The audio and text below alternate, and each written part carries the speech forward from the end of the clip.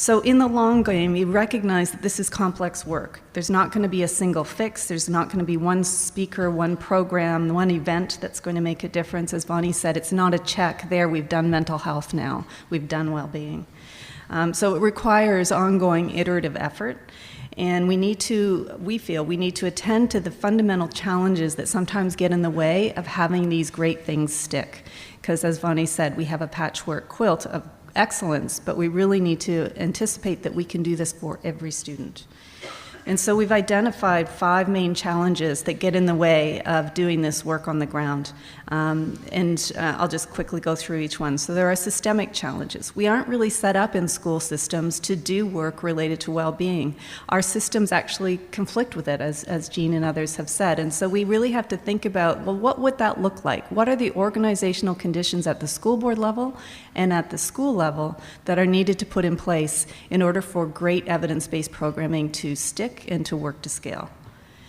The second area of challenge that's been identified, and by the way, this came out through some national surveying and scan work that was done with the Mental Health Commission of Canada, are knowledge challenges. So we've heard across the board, across Canada, teachers really understand the importance of mental health and well-being and want to be a part of it, but they feel incredibly ill-equipped to support students in their classrooms, to create mentally healthy classrooms, to notice when students are struggling, to know how to support them in ways that are safe for them and for their students, and to get them onto the pathways to care. So this is a big area of learning, and so in response, School Mental Health Assist has developed a suite of capacity building resources for various stakeholders.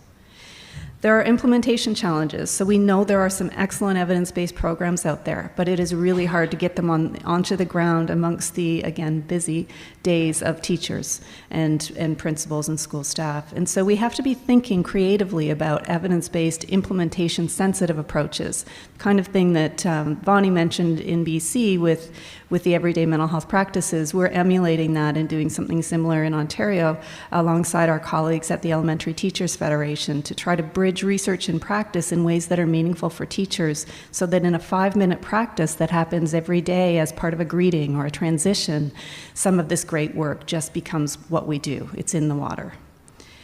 Equity challenges. We know because of the social determinants of health, there are populations that require more or unique kinds of supports, and we really need to be attending to that differentially. So for example, we have some strategies and supports to build our knowledge related to LGBTQ mental health, Indigenous mental health. Early years mental health requires a different focus. And then finally, coordination challenges. We aren't in this alone in education. We need to work very closely, no matter which province you're in, with our partners in the health system and our partners in children and youth services, however that looks where you are. And this is challenging work because, at least in Ontario, they too are transforming. So as we're transforming to include education and well-being together with academic achievement, so too they're changing their structures and formats. And so we need to be generous with one another and understand that we're all in this time of change.